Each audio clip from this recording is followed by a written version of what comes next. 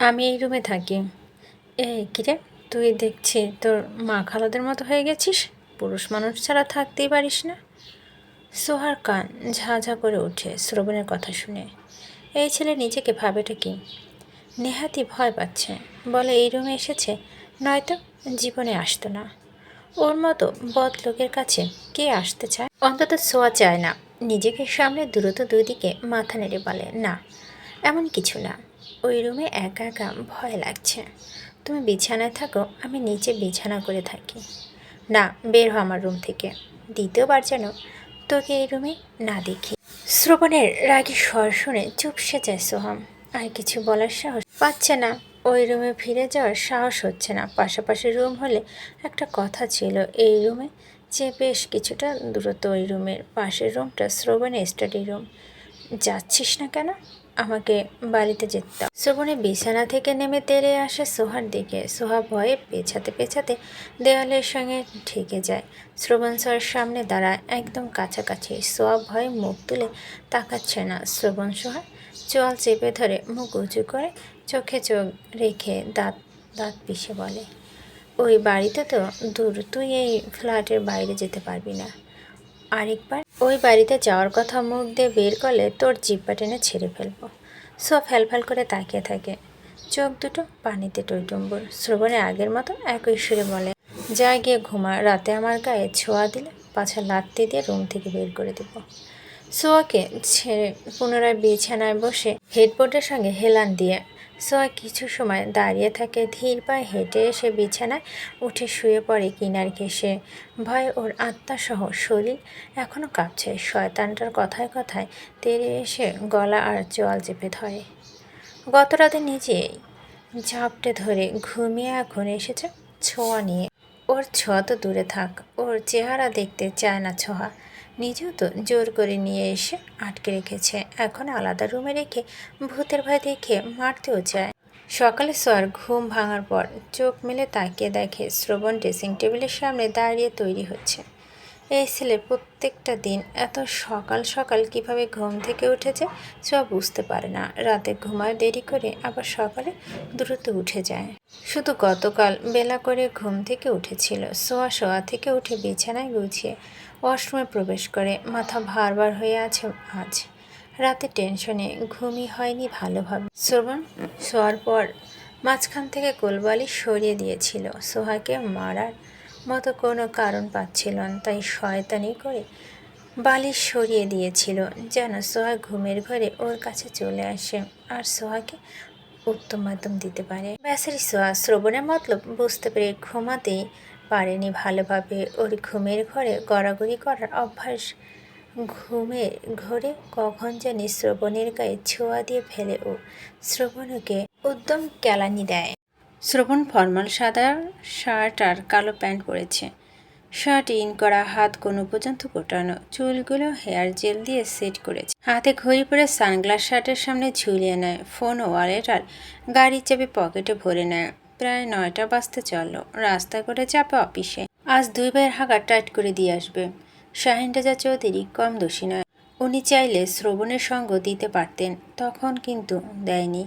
দেখেছেন শুধু নিজের স্বার্থ, নিজেদের নিয়ে ভেবেছেন সবসময়। ভাতিজার দিকে ফিরে তাকায়নি। শ্রবণ ডাইনিং টেবিলে বসে চেয়ার টেনে জিম থেকে ফেরার সময় নাস্তা কিনে নিয়ে এসেছে দুজনের জন্য। শ্রবণের খাওয়ার মাঝেই সোহা আসে ডাইনিং টেবিলের কাছে। চোখ দিয়ে গিলে খাবি নাকি? শ্রবণের কর্কশ্বর শুনে মাথা নিচু করে নেয় সোহা।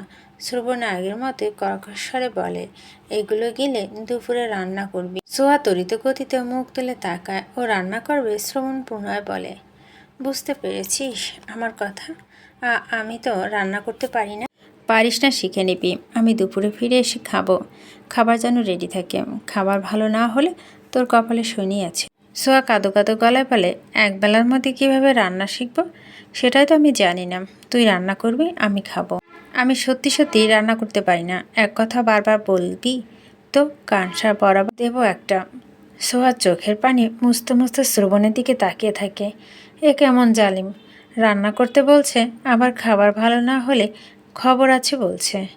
জীবনে একটা ডিম সিদ্ধ করেনি, আজকে রান্না কিভাবে করবে? শ্রবণ নিজের খাওয়া শেষ করে উঠে দাঁড়ায়, টিস্যু পেপার দিয়ে হাত মুছতে মুছতে দরজার দিকে এগিয়ে যায়। সোয়া পিছন থেকে জড়ানো গলায় বলে, কি রান্না করব? শ্রবণ পেছনে না ফিরে বলে, গরুর মাংস, মুসুরি ডাল, করলা ভাজি, মাছ ভাজি, ডিম ভুনা আর ভাত।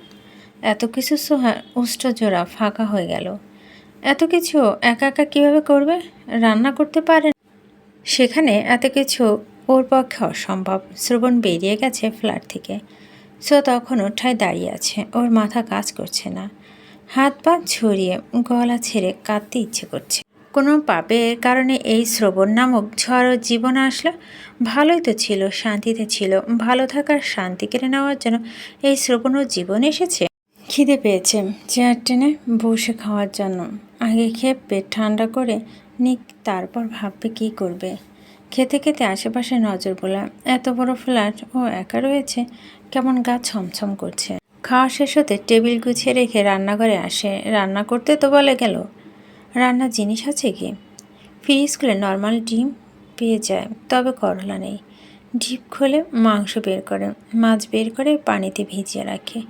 পুরো রান্নাঘর তন্ন তন্ন করে খুঁজছে, ডাল পাওয়ার হয়তো নেই। রুমে গিয়ে ফোন নিয়ে আসে। শ্রবণ গতকালই ওয়াইফাই কানেক্ট করে দিয়েছিল। ইউটিউবে ঢুকে রান্নার ভিডিও দেখতে শুরু করে। ভিডিও দেখতে দেখতে সব মশলা বের করে, কাঁচা মরিচ আর পেঁয়াজ কুচি কুচি করে কেটে নেয়। রসুন আর আদা ব্যালেন্ড করে নেয়। রান্নার সব কিছু প্রস্তুত করে ডিম সিদ্ধ দেওয়ার জন্য চুলায় বসায়। কফি কীভাবে বানাতে হয় সেই ভিডিও দেখে নিজের জন্য এক মগ কফি বানায়। কফি খেতে খেতে মাংস রান্নার ভিডিও আবার দেখতে শুরু করে। রান্না ভালো না হলে শ্রবণ খাবার না খেয়ে ওকে চিবিয়ে খেয়ে ফেলবে। মাংস, ডিম ভুনা আর মাছ ভাজি করতে করতে দুপুর হয়ে গেছে সোহার। আল্লাহকে ডাকতে ডাকতে ভয়ে ভয়ে অনেক যত্ন নিয়ে রান্না করছে, যেন ভালো হয় রান্না। জীবনে প্রথম আজ রান্না করলো। শ্রবণের কাছে কেমন লাগবে কে জানে। যদি ভালো না লাগে ওকে কি মারবে? সোহা দু হাত জ্বলছে কাঁচামরিচ কাটার জন্য আর মাছ ম্যাগিনেট করার জন্য। হাত দুটো লাল টকটকে হয়ে গেছে, আগুনের লাগলে আরও বেশি জ্বলে। হাত জ্বলার কারণে বেচারি দু চোখ বেয়ে পানি গড়িয়ে পড়ছে। একটু পর পর হাতে ফু দেয়, আবার পানিতে ভিজিয়ে রাখে। ভাত রান্না করার জন্য চাল ধুয়ে চুলায় বসিয়ে দেয়। বড় একটা বাটিতে পানি নিয়ে আইস কিউব দিয়ে সেটাকে দু হাত ভিজিয়ে রাখে। আবার এখন একটু আরাম লাগছে। দুপুর তো হয়ে এলো, ভাত হওয়ার আগে যদি শ্রবণ ফিরে আসে। ভাতের মার গলিয়ে চুলার উপর রাখে। আবার হাত দুটো এখন এত বেশি জ্বলছে যে সোহার গড়াগড়ি করে কাঁদতে ইচ্ছে করছে। কিছুতেই সহ্য করতে পারছে না হাতের এই জ্বালা। বাবার বাড়িতে ছিল ননির পুতুলের মতো। পাতিলে ঢাকনা তুলে ভাতের দিকে তাকিয়ে সোহা গলা শুকিয়ে আসে। খুন্তি দিয়ে ভাত নেড়ে মেয়েটা শব্দ করে কেঁদে ওঠে। হাত জ্বালানি এত কষ্ট করে ভাতের মার গলিয়ে লাভ হলো কি? এই ভাত শ্রবণ খাবে তো দূর দেখলেও ওকে ভাজা ভাজা করে খেয়ে ফেলবে। ভাতের মার গলতে দেরি হয়, জাউ ভাত হয়ে গেছে। আবার ভাত রান্না করতে হবে। কাঁদতে কাঁদতে চাল দিয়ে আবার ভাত বসায়। এই পাতিলে ভাত এখন কি করবে? এতগুলো ভাত ফেলে দিবে? এই ভাত ও নিজে খেতে পারে না। হাতের অবস্থা এমন হয়েছে যে মনে হচ্ছে হাত দুটো গরম তেলের মধ্যে ডুবিয়ে দিয়েছিল। পুনরায় পানির মধ্যে হাত ডুবিয়ে দেয়। জীবনে প্রথম রান্না করলেও ওর এত কষ্ট হয়নি যতটা হাত জ্বালার কারণে হচ্ছে। সারাদিন ঘুরিয়ে সন্ধ্যা হয়ে এসেছে, কিন্তু শ্রবণ এখনও ফ্ল্যাটে ফিরেনি। সোহা এখন আরও বেশি ভয় করছে একা ফ্ল্যাটে থাকতে। হাতে জ্বালা ঠিক হয়ে গেছে এখন। শ্রবণের জন্য অপেক্ষা করতে করতে ওর নিজেরও খাওয়া হয়নি দুপুরে। খিদে পেয়েছে, ভয় করছে, আবার শ্রবণের জন্য টেনশন হচ্ছে। দুপুরে এসে খাবে বলে অথচ এখনও আসছে না কেন? কোনো বিপদ হলো কি? ফোন হাতে তুলে নেয়। শ্রবণের নাম্বার তো ওর কাছে নেই। দাদার কাছে কল করে ওনার কাছ থেকে শ্রবণের নাম্বার নেয়। কল করতে রিং হতে শুরু করে। ওর হার্টবিট বেড়ে গেছে, বুকের ভিতরে জোরে জোরে শব্দ হচ্ছে। রিং হতে হতে কল কেটে যায়, রিসিভ হয় না। পরপর আরও 5-6 বার কল করে কিন্তু রিসিভ হয় না। পুনরায় কল করতে রিসিভ হয়। ওপাশ থেকে ভেসে আসে শ্রবণের কর্কশ গলার স্বর। কে? রিসিভ হচ্ছে না, চোখে দেখেন না, তবুও বারবার কল করছেন কেন? ভাইয়া আমি। গলার স্বর শুনে বুঝতে পেরেছে ফোনের অপর পাশে সোহা রয়েছে। বাস খাই গলায় বলে, এতবার কল করছিস কেন? কোথায় তুমি? মেয়ে নিয়ে হোটেলে শুয়ে আছি। সোহা শুকনো ঢোক গেলে বলো, দ্রুত ফিরে আসো, ভয় করছে আমার। ফোন রাখ, আরেকবার কল করে ডিস্টার্ব করবি তো ফিরে এসে। বাকি কথা শেষ না করে কল কেটে দেয় শ্রবণ। সোহা ফোনের স্ক্রিনে তাকিয়ে থাকে পলকে। কলটা কাটার 3 মিনিট পরই রুমে প্রবেশ করে শ্রবণ। বিছানার দিকে তাকিয়ে দেখে সোহা ব্ল্যাঙ্কেট নিয়ে আগাগোড়া ঠেকে বসে আছে উল্টো ফিরে। শ্রবণ ধমক দিয়ে বলে, ওই এভাবে বসে আছিস কেন? ভয় পেয়ে চিৎকার করে ওঠে সোহা। আতঙ্কিত হয়ে খাটের হেডবোর্ডের সঙ্গে ঠেকে গেছে। উবু হয়ে বসে ভূত ভূত বলে চিৎকার করতে থাকে সমান তালে। শ্রবণ বিরক্ত হয়ে আরেক ধমক দিয়ে বলে, চুপ করবি নাকি লাথি দিয়ে 5 তলা থেকে নিচে ফেলে দেব। শ্রবণের কথাগুলো বোধহয় শুনতে পায়নি সোহা। শ্রবণ ধৈর্যহারা হয়ে বিছানায় উঠে সোহার উপর থেকে সরিয়ে নেয়। খামছে ধরে ব্ল্যাঙ্কেট আটকে রাখতে পারে না সোহা। ভয়ে ওর চিৎকার বেড়ে গেছে আরও। শ্রবণ সোহাকে সোজা করার চেষ্টা করে দাঁতে দাঁত পিষে বলে, মুখ বন্ধ করবি নাকি দেব কানসা বরাবর একটা। সোহা কাঁদতে কাঁদতে মুখ তুলে শ্রবণের মুখের দিকে তাকায়। ভয়ে আরও জোরে চিৎকার করে উঠে। কাঁদতে কাঁদতে মিনতি করে বলে, মেরে ফেলবেন না আমাকে, আমি ছোট মানুষ। এই কি হয়েছে তোর? এমন করছিস কেন? কে আপনি? শয়তান বেডি, তোর জামাই আমি। নিজের জামাইকে চিনিস না, চিনবি কিভাবে? মনের মধ্যে তো অন্য ব্যাটারে ঢুকিয়ে রাখছিস। সোয়া কম্পিত হাত বাড়িয়ে শ্রবণের গালে হাত রাখে। এটা সত্যি শ্রবণ নাকি ওর রূপ ধরে জিন ভূত এসেছে? শ্রবণ নিজের গাল থেকে ঝাড়ি দিয়ে সোহার হাত সরিয়ে দেয়। সোয়া কাঁদতে কাঁদতেও আবার বলে, তুমি সত্যি ভাইয়া? এই নেশা পানি কিছু খেয়েছিস? এমন উদ্ভট আচরণ করছিস কেন? নাকি ভূত ধরেছে এই ভরা সন্ধ্যায়? তুমি না বললে তোমার ফিরতে দেরি হবে, তাহলে এত দূরত্ব কিভাবে আসলে? শ্রবণ বিছানা থেকে নেমে দাঁড়ায়। শার্টের বোতাম খুলতে খুলতে ড্রেসিং টেবিলের সামনে এসে দাঁড়ায়। শয়তান মেয়ে চিৎকার চেঁচামেচি করে দিল মাথা ব্যথা বাড়িয়ে। এমনিতেই ভালো লাগছে না। হাতে ঘড়ি, শার্ট, প্যান্ট, পকেট থেকে ফোন, ওয়ালেট সব বের করে রেখে দেয়। ওয়ালেটের হাতে প্রবেশ করে ওয়াশরুমে। গোসল করে এখন মাথা ঠান্ডা করবে। সোয়ার কল যখন রিসিভ করছিল তখন শ্রবণ ফ্ল্যাটের লিফটের সামনে দাঁড়িয়েছিল। অফিসে গিয়ে স্বামী রেজা চৌধুরীকে পায়নি। উনি প্রজেক্টের কাজে দেশের বাইরে চলে গেছেন। কবে ফিরবেন ঠিক নেই। আর 2 দিন পর যাওয়ার কথা থাকলো, হুট করে গতরাতে টিকিট কেটে চলে গেছেন। শ্রবণ স্পষ্ট বুঝতে পারছেন উনি মূলত ওর কাছ থেকে বাঁচার জন্য দ্রুত পালিয়ে গেছে তো কি হয়েছে? কতদিন ওখানে পড়ে থাকবেন? দেশ তো ফিরতেই হবে। তখন দেখে নেব ওনাকে। অফিস থেকে ফিরে সারাদিন বন্ধুদের সঙ্গে ছিল। দুপুরে ওদের সঙ্গে রেস্টুরেন্টে খেয়েছে। মাথা ব্যথা বেড়ে গিয়েছিল। তার ওপর সোহার ফ্ল্যাটে একা একা রয়েছে। মেয়ে যা ভীতু, এটা শ্রাবণের চেয়ে ভালো আর কেউ বোধহয় জানে না। দেখা যাবে ভয়ে মরে নিজেই ভূত হয়ে গেছে। এই দুটো কারণে মূলত রাতে আগে ফিরে এসেছে, নয়তো মাঝরাতে ফিরত। ফিরে এসে তো মাথা ব্যথা আরও বেড়ে গেল। সোহা থম ধরে বসে আছে। কি ঘটে গেল এক মুহূর্তের মধ্যে? আর একটু হলে তো ওর আত্মারাম খাঁচা ছাড়া হয়ে যেত।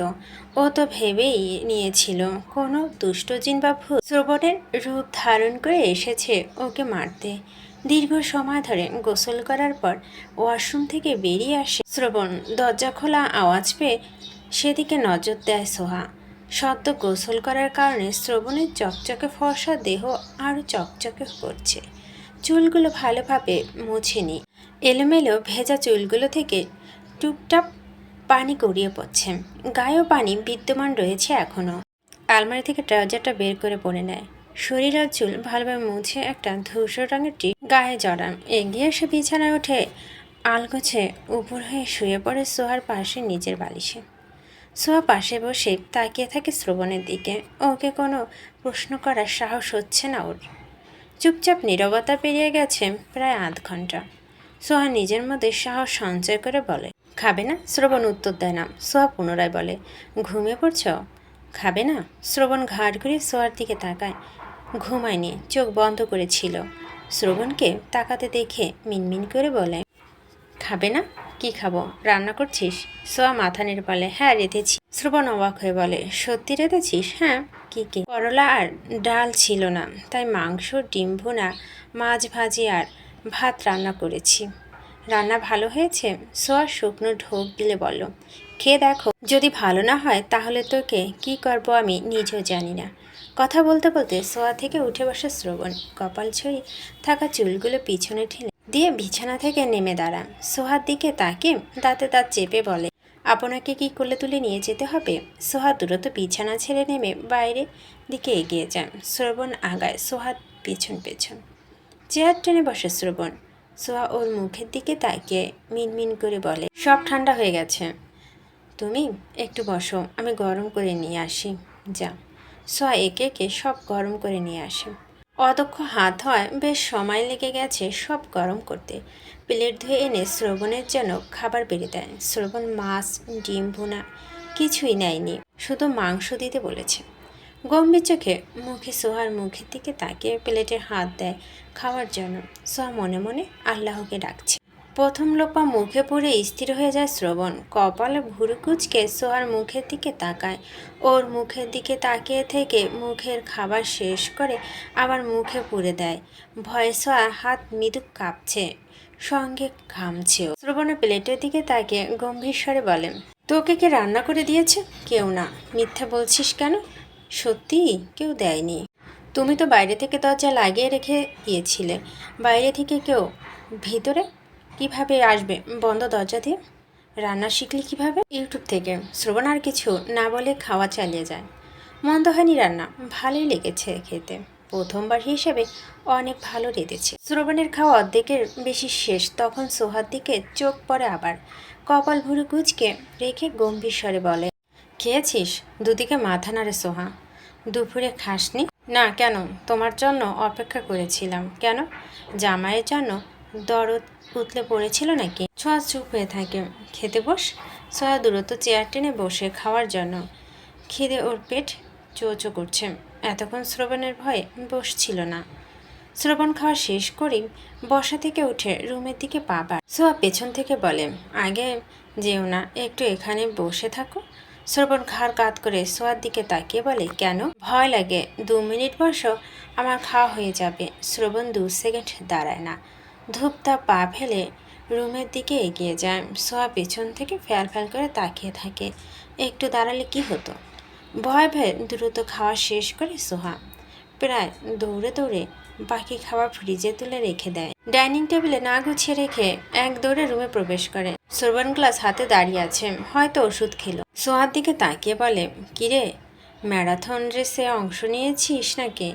সোহা দুদিকে মাথা শোয়ার জন্য বিছানা ঠিক করে দেয়। শ্রবণ পানির গ্লাস রেখে বিছানায় উঠে শুয়ে পড়ে। মাথা ব্যথা কমলো? একেবারে কমেনি। জ্বর উঠবে বোধ হয়। মাথায় কেমন ঝিমঝিম করছে দুপুরের পর থেকে। জ্বর আসলে সারে সর্বনাশ। সোহা কপাল ভুরু কিঞ্চিত কুচকে তাকিয়ে আছে শ্রবণের দিকে। আজকে এত দূরত্ব শুয়ে পড়লো। সোহাকে নিজের দিকে তাকিয়ে থাকতে দেখে শ্রবণ ধমক দিয়ে বলে, চোখ দিয়ে গিলে খাবি নাকি এখন?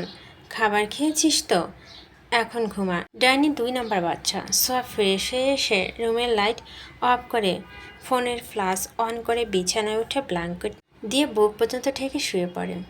ওর এখনও ঘুম আসছে না, তাই উল্টো ফিরে ফেসবুক লগ ইন করে।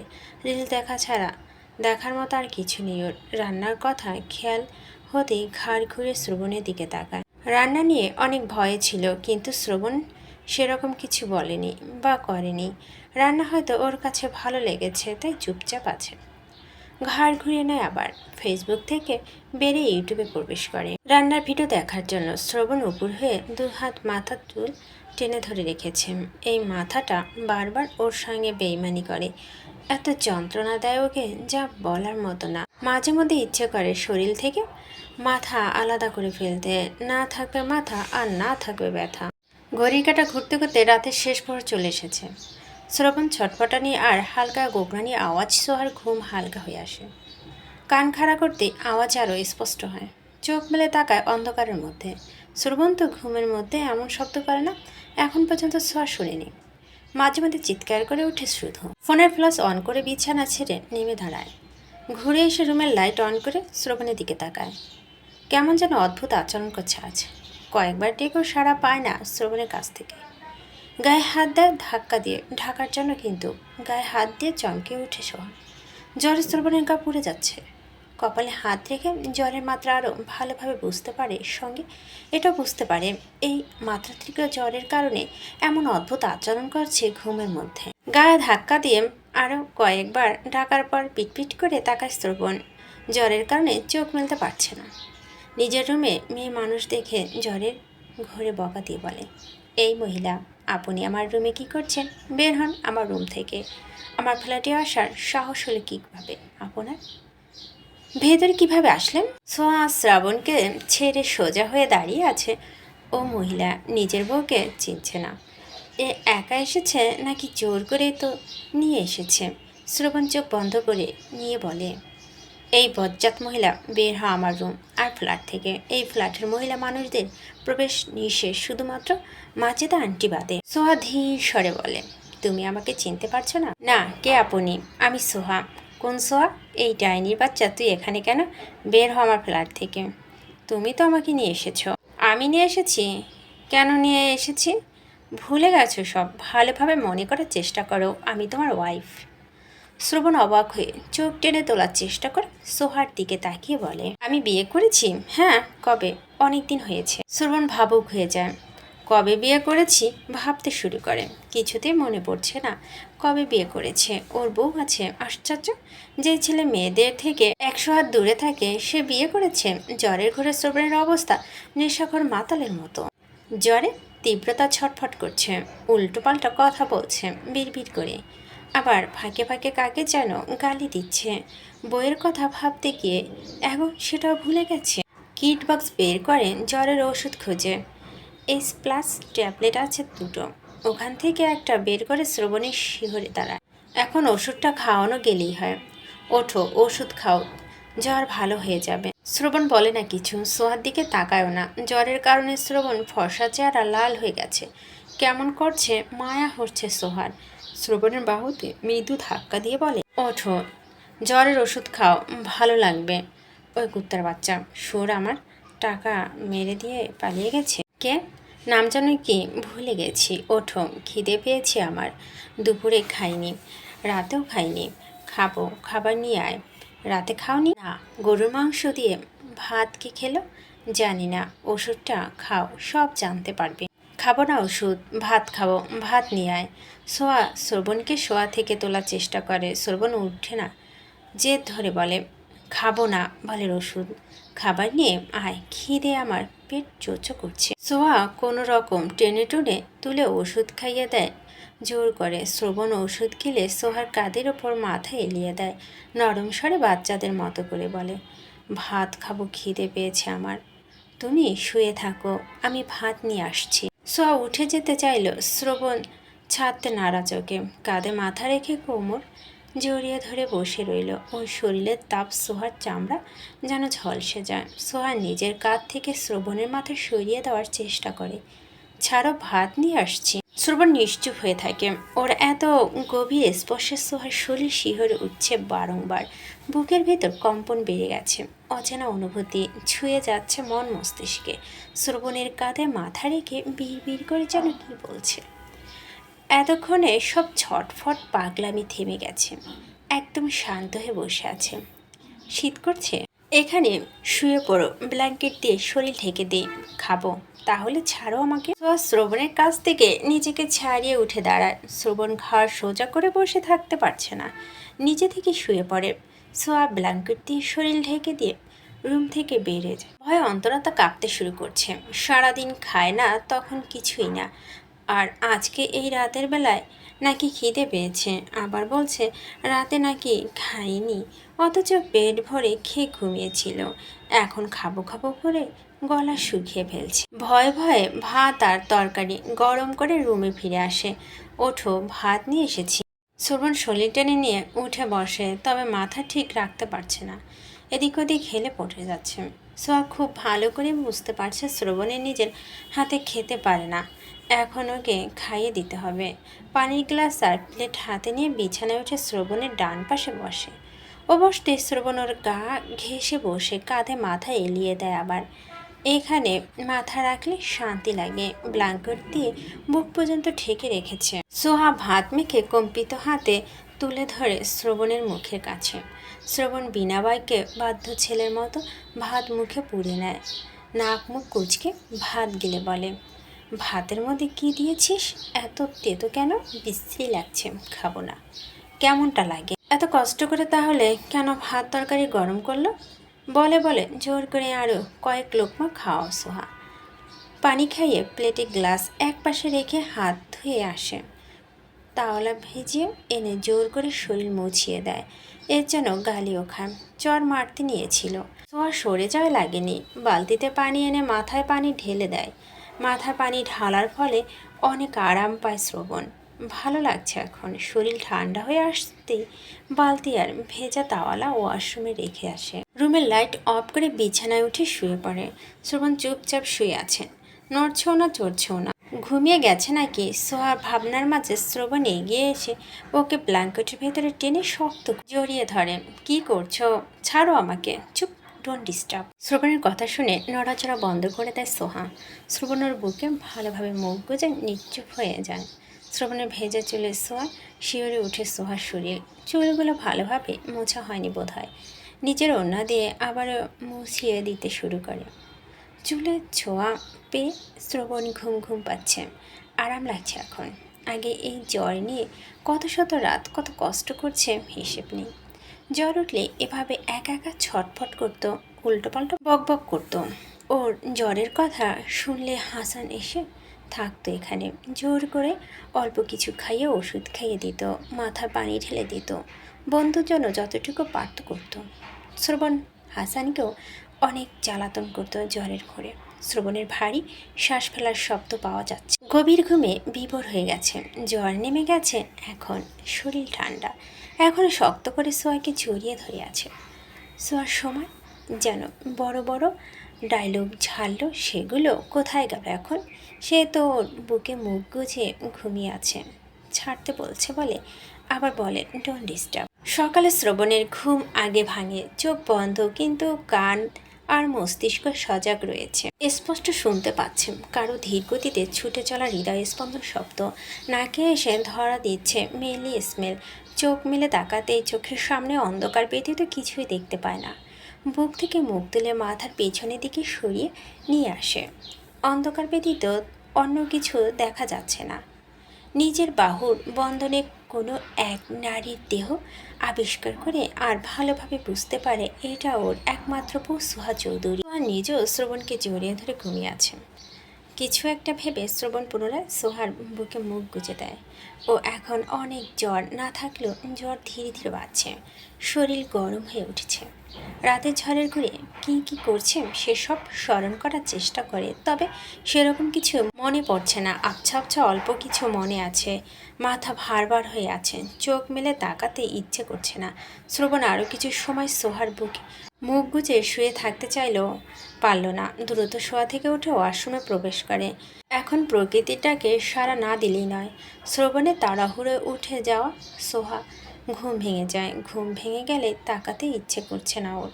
চোখ দুটো বন্ধ হয়ে আসছে অটোমেটিক। ঘুমিয়েছে কিছুক্ষণ আগে। শোয়া থেকে উঠে বিছানা ছেড়ে নেমে দাঁড়ায়।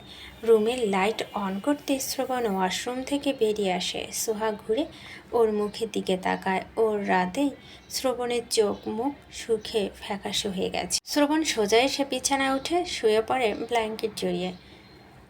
দাঁড়ালে মাথা ঘুরছে, মনে হচ্ছে পড়ে যাবে ঠাস করে। সোয়া কিছু সময় ওর দিকে তাকিয়ে থেকে ওয়াশরুমে প্রবেশ করে ফ্রেশ হওয়ার জন্য।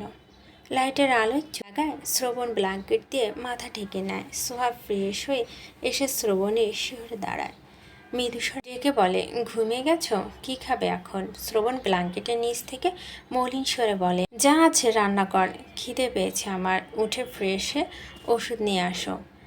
তুই খাবার রেডি কর আগে। সোহা আর কথা বাড়ায় না। রুমের লাইট অফ করে রুম থেকে বেরিয়ে আসে। ড্রয়িং রুমে একটা লাইট জ্বলছে। রুম থেকে বের হলে কেমন ভয় ভয় লাগে। রান্নাঘরে এসে কি রান্না করবে ভাবতে ভাবতে ক্যাবিনেট খুঁজে নুডলসের প্যাকেট বের করে। জ্বরের মুখে ভাত ভালো লাগে না। সোহা নিজেই ভালো লাগে না। রুটি তো সোহা বানাতে পারে না। আবার রুমে গিয়ে ফোন নিয়ে আসে। ডিম দিয়ে নুডলস রান্নার রেসিপি দেখে নুডলস রান্না করে দুজনের জন্য। শ্রবণের জন্য 1 প্লেট নুডলস নিয়ে রুমে ফিরে আসে। জগ ভরে পানি নিয়ে আসে, শ্রবণকে ডেকে তোলে। শ্রবণ শোয়া থেকে উঠে দুলতে দুলতে আবার ওয়াশরুমে প্রবেশ করে, হাত মুখ ধুয়ে আবার ফিরে আসে রুমে। ব্ল্যাঙ্কেট দিয়ে কাঁধ পর্যন্ত ঢেকে বসে বিছানায়।